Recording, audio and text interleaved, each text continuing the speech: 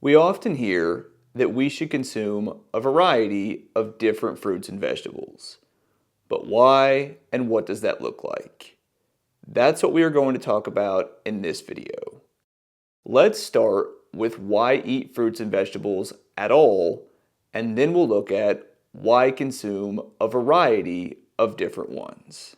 Fruits and vegetables provide nutrients that are essential for good health, contain phytonutrients that may reduce your risk of developing certain diseases, along with many other potential health benefits, contain fiber, which can help promote regularity and prevent constipation and the discomfort that goes with it, may help reduce the risk of cardiovascular disease, may help reduce the risk of certain cancers. Some fibers are prebiotics, which can stimulate the growth of good bacteria in your gut. Because of their fiber and water content, and because many take a while to chew, so you may eat them more slowly, giving your body time to register that you're full, fruit and vegetables can help you feel full on less calories, which supports weight loss and can help you maintain your new lower body weight. Fruit has less calories than many desserts, which means you can potentially use fruit at least some of the time to get your sweet fix, but for less calories, which again supports weight loss. Why variety?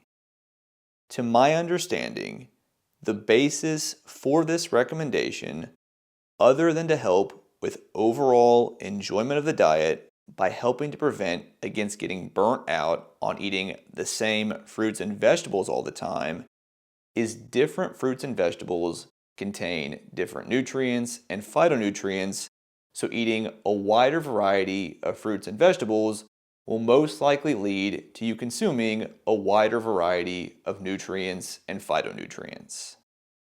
Vegetables are organized into 5 subgroups based on their nutrient content. Dark green vegetables, red and orange vegetables, beans, peas, lentils, starchy vegetables, and other vegetables. Everything on this page is considered to be a vegetable by the USDA and therefore counts towards your vegetable intake. Feel free to pause the video now and look through this list, or you can come back to it at the end. A quick side note that I don't want to spend much time on, but I figured I needed to address because it would be a question some people would have, is about some of the foods on that list, like tomatoes, avocados, and a number of others that are considered to be fruits by botanists. This is not my list. I didn't make the decision on what is considered a fruit and what is considered a vegetable by the USDA. I just went with how they categorize different foods. Here is their statement on this topic. A number of foods that are considered fruits by botanists are a part of the vegetable group.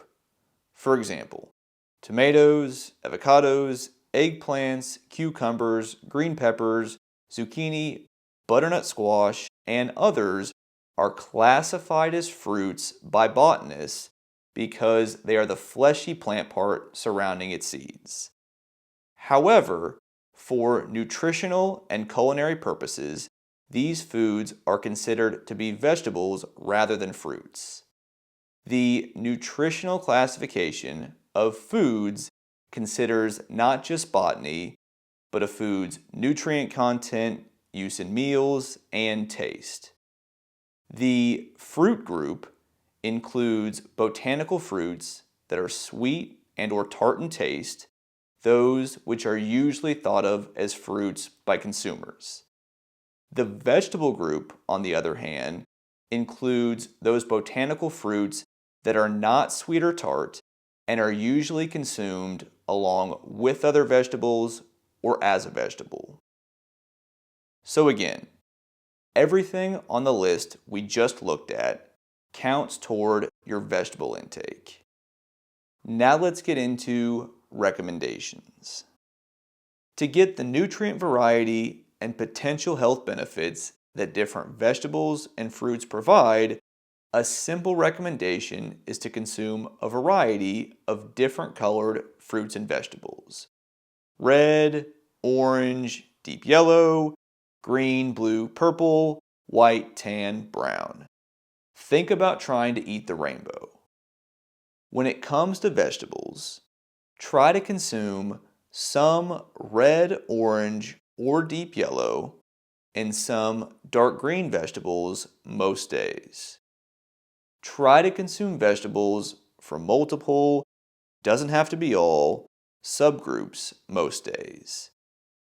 And try to rotate at least some of your vegetables on a weekly basis, most weeks, so that at least one of your vegetables is different from the week before. When it comes to fruit, consume a variety of different colored fruits. If you have the calories for it, try to have at least 2 different types of fruit most days, and try to rotate at least some of your fruit on a weekly basis most weeks so that at least one of your fruits is different from the week before. Let's get really practical now and look at how you can take all this information and these recommendations and develop a simple process that helps you to live them out. Here is how I do it.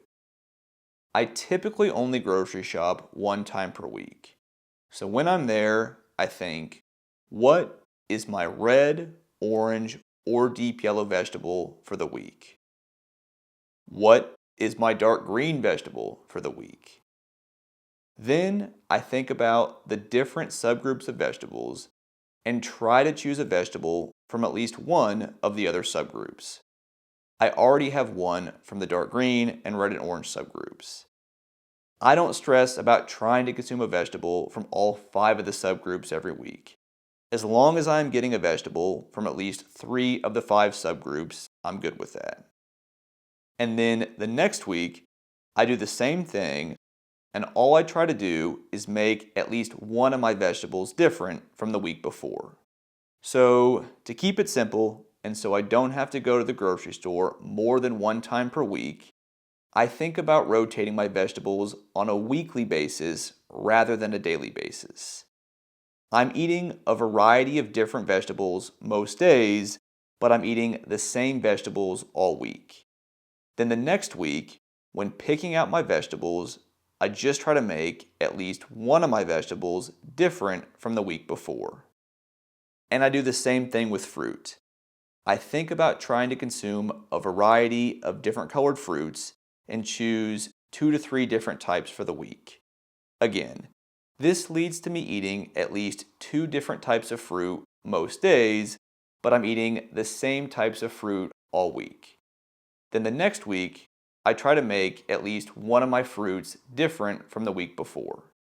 So again, I think about rotating my fruit and vegetables on a weekly basis rather than a daily basis. And with that, I don't make myself choose all new fruits and vegetables each week. I just try to have it so that at least one of my vegetables and at least one of my fruits is different from the week before. You definitely don't have to and shouldn't stress about following these recommendations every single day or every single week. Even though I try to have at least 2 different types of fruit most days, there are some days I have the same fruit twice. I just have 2 bananas, or I just have 2 oranges, and that's fine. Or I might eat the same 4 to 5 different types of vegetables for a few weeks in a row before rotating something new in, and that's fine too.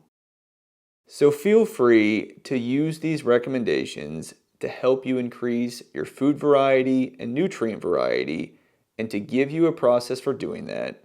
But don't stress about perfectly following these recommendations every single day or every single week.